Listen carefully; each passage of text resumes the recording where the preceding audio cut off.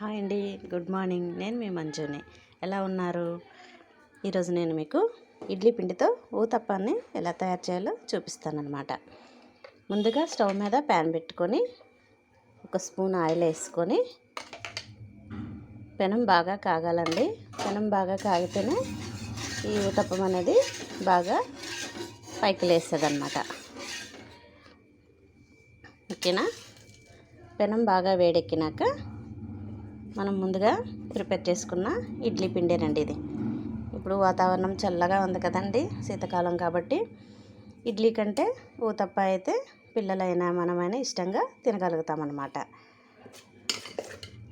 ఈ ఊతప్పాన్ని ఎలా చేయాలో ఇప్పుడు చూపిస్తాను అన్నమాట.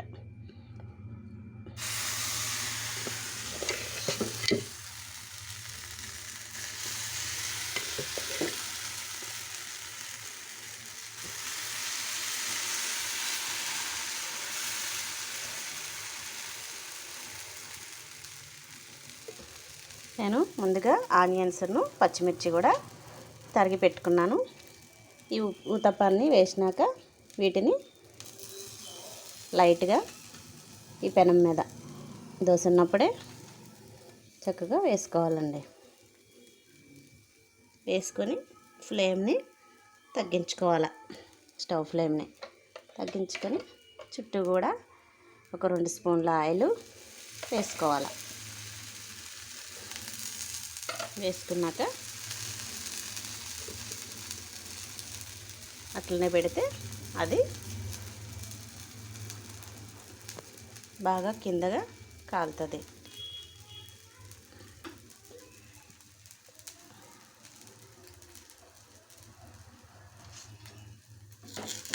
చూడండి ఇంత బాగా లేస్తుంది.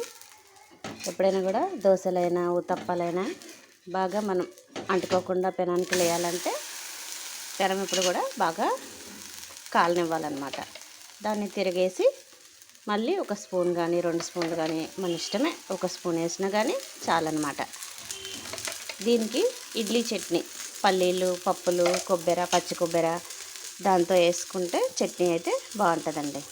అయితే నేను ఇడ్లీ కోసమని ఆల్రెడీ ఆ చట్నీని ప్రిపేర్ చేసి పెట్టుకున్నాను. చూడండి, ఇది ఇడ్లీ చట్నీ.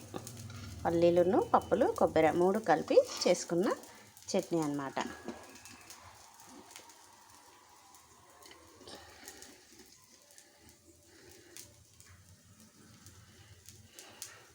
ఇప్పుడు మనము ఊతప్పాన్ని తిరిగేసినాక ఫ్లేమ్ని హై ఫ్లేమ్లో పెట్టుకుంటే